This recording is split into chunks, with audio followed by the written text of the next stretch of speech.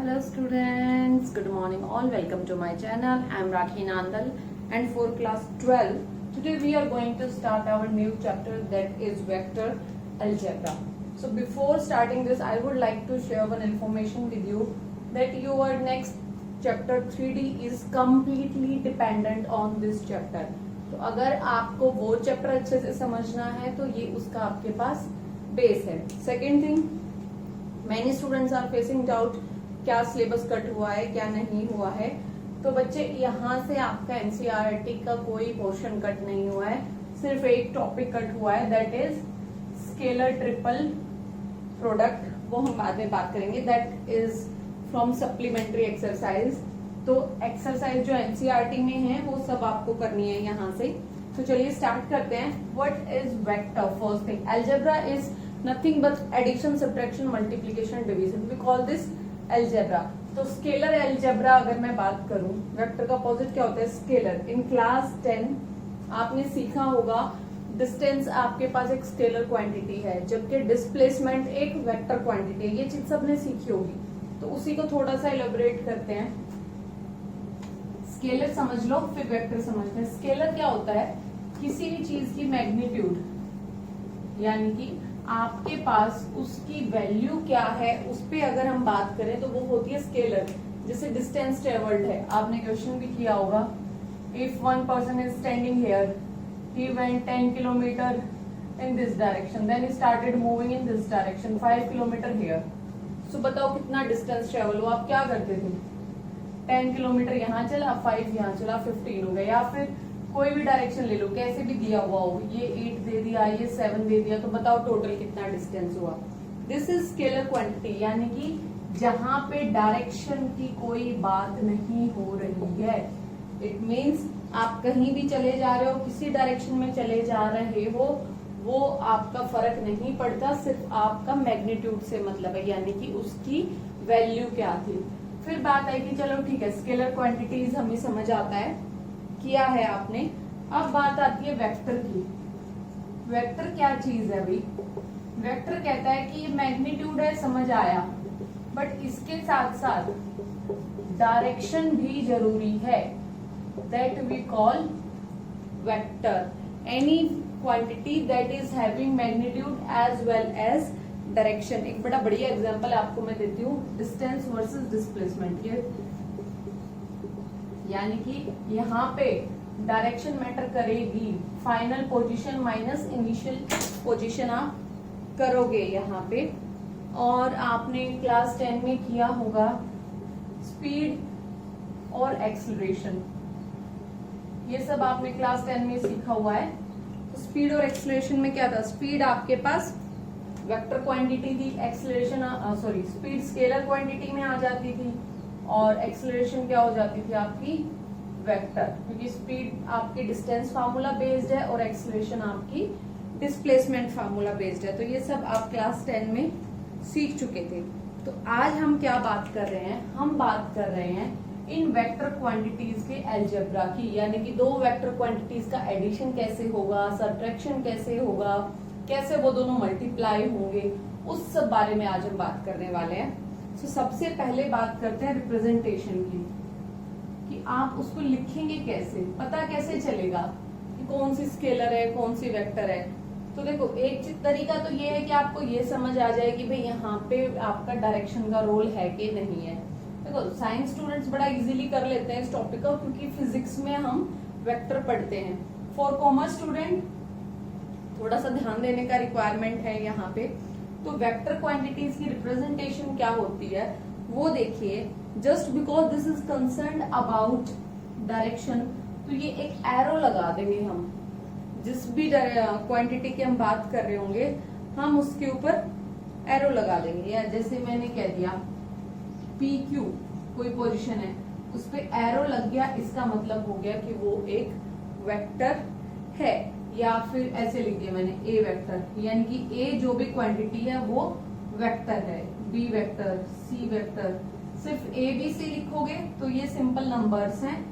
जैसे vector sign आएगा यहाँ पे आपकी डायरेक्शन इंक्लूड हो जाएगी. ठीक है.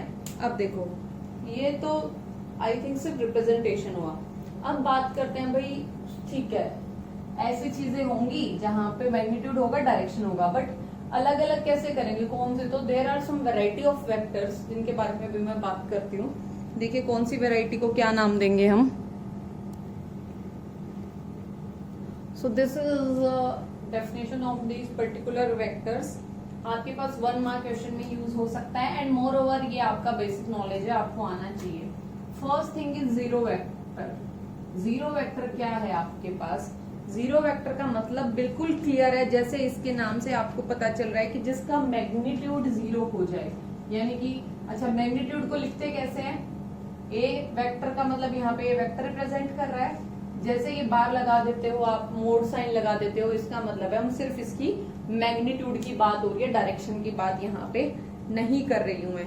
तो जैसे ही आपके पास यहाँ पे इस मैग्नीट्यूड की वैल्यू आपके पास जीरो हो जाती है, तो हम क्या कहते हैं इसको? जीरो के ऊपर वेक्टर लगा दो, this is your zero vector.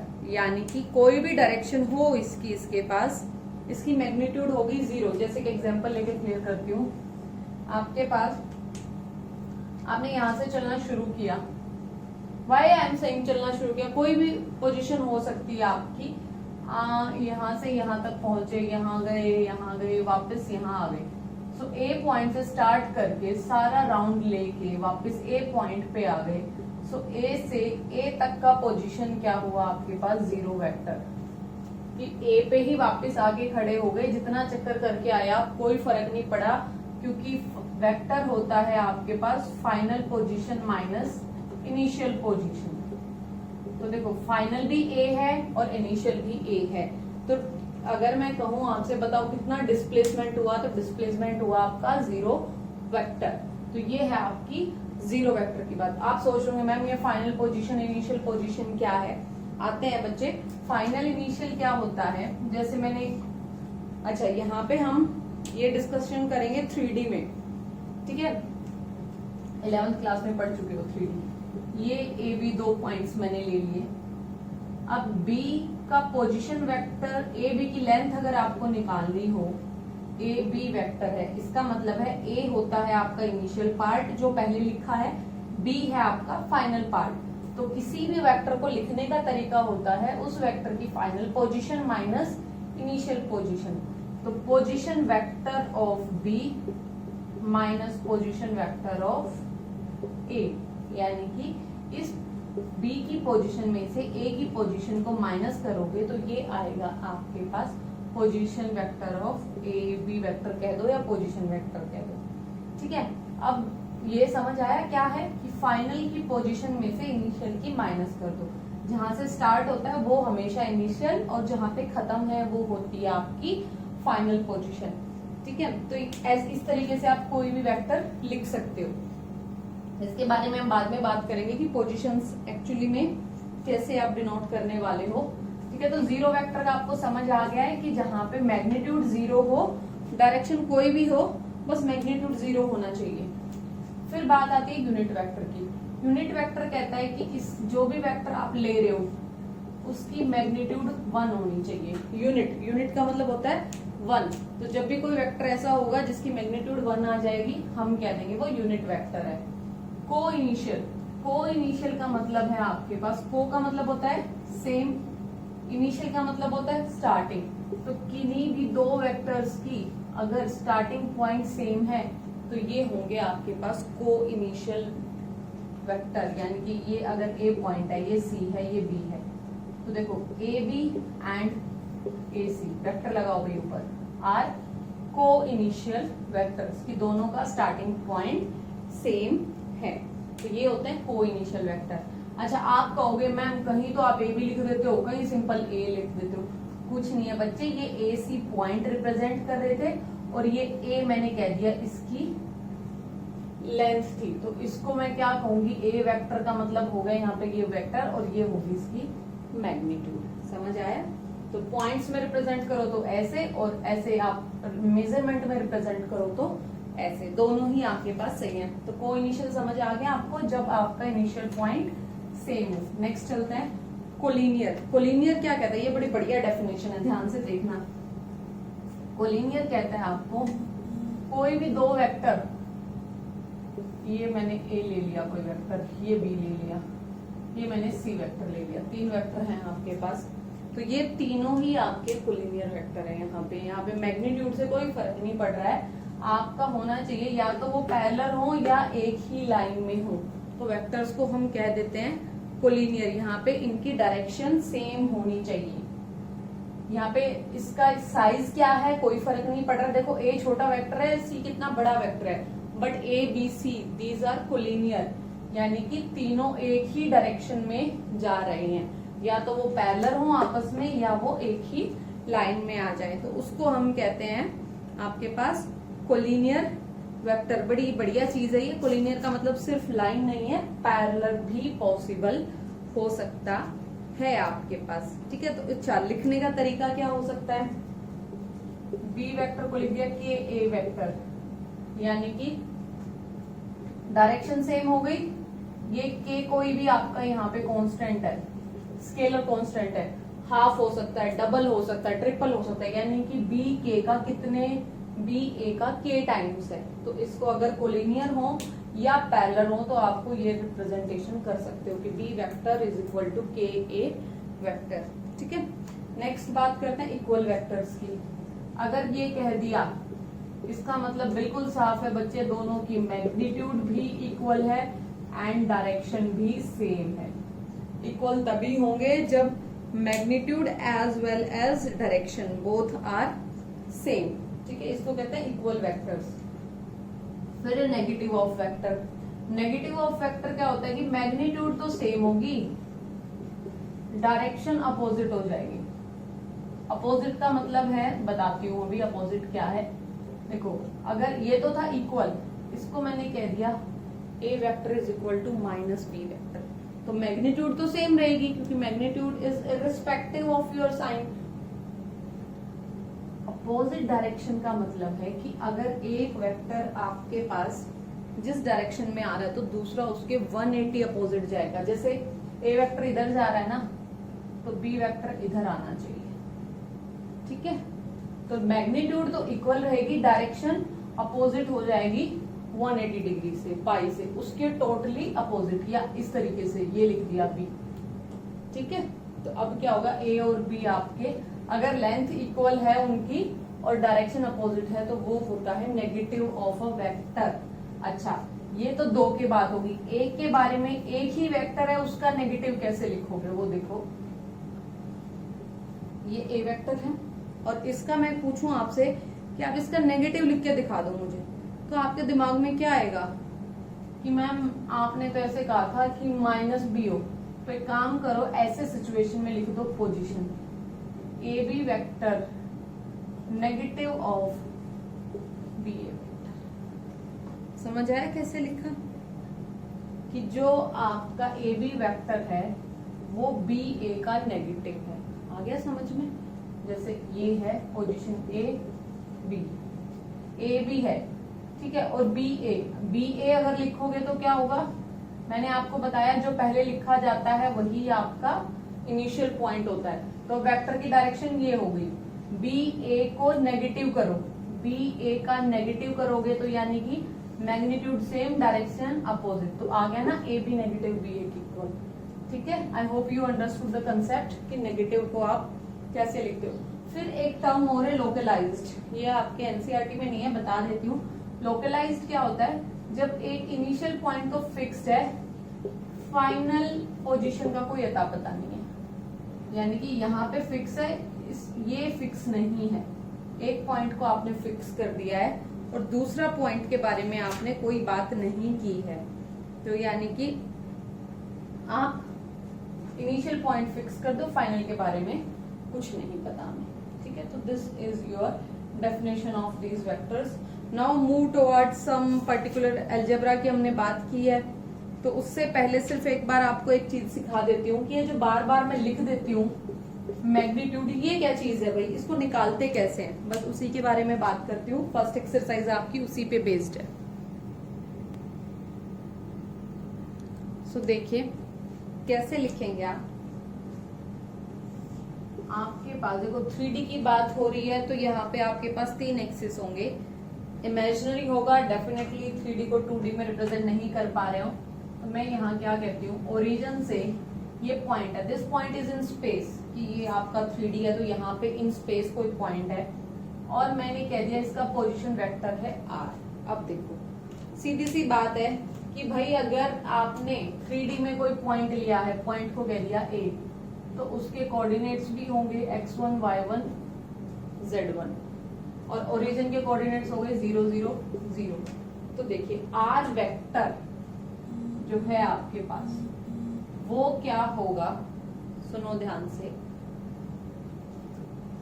x1 किसका कोऑर्डिनेट है, देखो यहां से एक आई जे के रूल बता देती हूँ जो सेकेंड एक्सरसाइज में यूज होगा, आई जे के, यानी कि x एक्सिस को रिप्रेजेंट करने के लिए डायरेक्शन होगी i, y एक्सिस को रिप्रेजेंट करने के लिए डायरेक्शन होगी j, z एक्सिस को रिप्रेजेंट करने के लिए डायरेक्शन होगी k। ये कैप क्या लगाया है मैंने, इसको कहते हैं आई कैप, जे कैप, के कैप। ये यूनिट डायरेक्शन है कि x एक्सिस के अंदर एक यूनिट, y एक्सिस के अंदर एक यूनिट, z एक्सिस के अंदर एक यूनिट। तो x मैग्नीट्यूड है तो कह रहा है x एक्सिस के अंदर ये 1 यूनिट को शो कर रहा है, और x एक्सिस के अंदर x1 यूनिट है, तो ये हो गया x1i plus y1 j cap plus z1 k cap. ये होती है रिप्रेजेंटेशन इन 3D। 3D में किसी भी वेक्टर को इस तरीके से रिप्रेजेंट करोगे आप, x y z से आप रिप्रेजेंट करते थे स्केलर को, i cap j cap k cap, ये रिप्रेजेंट करेगा आपका। तो ये इस तरीके से आप पोजीशन वेक्टर लिख देंगे। फर्स्ट एक्सरसाइज में, एक्सरसाइज जो है आपकी आई थिंक 10.1, उसमें कुछ नहीं है, सिर्फ आपको ये बताना है जो गिवन क्वांटिटी है वो स्केलर है या वेक्टर है। तो वेक्टर की आपको एक तो पोजीशन की बात की, दूसरी बात है कि जहाँ पे एंगल स्पेसिफाई हो जाए कि भाई इतने वाले पे एंगल आपने लेना है, तो ये इस तरीके से आप बता सकते हो स्केलर है या वेक्टर है। बाकी आपने प्रीवियस क्लासेस में पढ़ा भी हुआ है कौन सी स्केलर क्वांटिटीज है, कौन सी वेक्टर है। तो 10.1 is totally based on this thing, scalar और वेक्टर आपने सिर्फ पहचानना है। अब बारी आती है यहाँ पे, तो ये जो मैं पोजीशन की बात कर रही थी, तो इसको आप कैसे लिखोगे, O A vector is equal to R vector, ठीक है। और ये रिप्रेजेंटेशन 3D में है, ये आगे एक बहुत काम आने वाला है, फिर बता दूंगी। अभी के लिए आपने सीख लिया। तो ये देखो, ये जो मैं बात कर रही थी, ये इसके यहाँ पे इनिशियल फाइनल पोजीशन, और ये आर वेक्टर इसकी रिप्रेजेंटेशन। और आर वेक्टर का मैग्नीट्यूड हमेशा लिखा जाता है, मैग्नीट्यूड आपने क्लास 11 में भी सीखा था, पोलर वाला जब हमने चैप्टर किया था। तो देखो x1 माइनस 0 जो फार्मूला आपने सीखा हुआ है वही लगाना है, डिस्टेंस फार्मूला।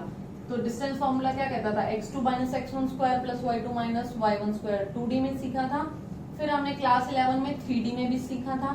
तो उसी चीज का यहाँ पे यूज किया है। अब एक पोजीशन 0 है तो x1 माइनस 0 इज x1 ही हो गया, y1 minus 0 y1, z1 minus 0 z1। और अगर ये पोजीशन ओरिजिन ना होके यहाँ पे आ जाए, फिर इसके जो कोऑर्डिनेट हो, मान लो x2 y2 z2 हो, तो क्या करो, x1 minus x2 square plus y2 minus y1 square z2 minus z1 under the root, ठीक है। ये आपके पास आ जाएगी मैग्नीट्यूड, ये सिर्फ मैग्नीट्यूड की बात हो रही है, ठीक है।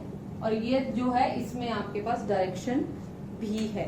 तो अब देखिए कि दो वेक्टर्स को ऐड कैसे करेंगे। अब आते हैं अलजेब्रा में। वेक्टर समझ लिया, रिप्रेजेंटेशन समझ ली, 3D में बात करेंगे सारी हम, x y z तीनों एक्सिस यहाँ पे काम कर रहे हैं। तो फर्स्ट एक्सरसाइज तो बड़ी ही इजी है आपके पास, आप अपने आप कर लेंगे। सेकंड के लिए एडिशन में आपको सिखाती हूँ, देखिए ऐड कैसे करेंगे। सो एडिशन ऑफ वेक्टर्स के लिए फर्स्ट लॉ है हमारे पास triangle law of vector addition. देखिए होता क्या है, पहली बात तो ये है कि वेक्टर्स में जब भी एडिशन करोगे, वन कंडीशन इज देयर, जो आपका फर्स्ट वेक्टर है उसका जो फाइनल पोजीशन है वही होना चाहिए आपका initial position of second vector. समझो ध्यान से क्या कह रहा है, कह रहे हैं कि दो वेक्टर्स को, चलो अभी मैं 3D नहीं बना रही हूँ, सिंपल आपको यहीं पे इमेजिन करो what ever vector I am drawing here, ये अगर मैं लाइन कह रही हूँ तो बच्चे ये स्पेस में है, 3D में है ये, तो ये अगर ए वेक्टर है तो कह रहा है कि जहां पे ए वेक्टर खत्म हो रहा है ना वहीं से बी वेक्टर को स्टार्ट होना पड़ेगा, तभी आप एडिशन परफॉर्म कर सकते हो। ये नहीं स्पेस में एक ए वेक्टर यहाँ पड़ा है, बी यहाँ पड़ा है और मैं आपको बोलूँ ऐड कर दो, नहीं होगी एडिशन, क्योंकि कंडीशन है कि जहां पहला खत्म हो वहीं दूसरा आपका शुरू होना चाहिए। या ये हो सकता है कि नेगेटिव वगैरह में एडिशन में हो जाएगा, बट पॉइंट इज ये कॉमन पॉइंट आना ही आना चाहिए। चलिए तो देखो अगर ऐसा है तो क्या करना है, अच्छा बी आपका यहाँ भी हो सकता है, यहाँ भी हो सकता है, यहाँ कहीं भी हो सकता है, सेम डायरेक्शन में नीचे भी हो सकता है, कोई फर्क नहीं पड़ता, पोजीशन है कहीं भी हो सकती है। तो ध्यान से सुनिए एडिशन कैसे होगी। ये ए वेक्टर है, इमेजिन कर लेते हैं बी यहाँ पे है, तो एक ट्राइंगल बनाओ, ये A point, B point, C point. तो देखो हमें ऐड करना है, कैसे, ए और बी को, यानी कि हम ए से चले थे फाइनल पहुंच गए सी पे, तो ए और सी को आप ज्वाइन कर दो इन डायरेक्शन, ए सी कह रही हूं तो ए आपका इनिशियल पॉइंट हो गया, तो ये ट्राइंगल बन गई आपके पास। इसको कहते हैं triangle law of vector addition. तो यहां से मैंने क्या किया, ए बी वेक्टर को ऐड किया बी सी वेक्टर में और मुझे मिला ए और सी, ए सी वेक्टर। तो ये एक ट्राइंगल बनी और ट्राइंगल में डायरेक्शन देखना ध्यान से, ये एक ही डायरेक्शन में जो मैंने अभी अभी बात की है वही डायरेक्शन होनी चाहिए। तो ये वेक्टर आ गया ए वेक्टर प्लस बी वेक्टर, तो ए सी वेक्टर को आप लिख सकते हो, ए बी की वैल्यू है ए वेक्टर, बी सी की वैल्यू है बी वेक्टर। ये है आपके पास triangle law of vector addition.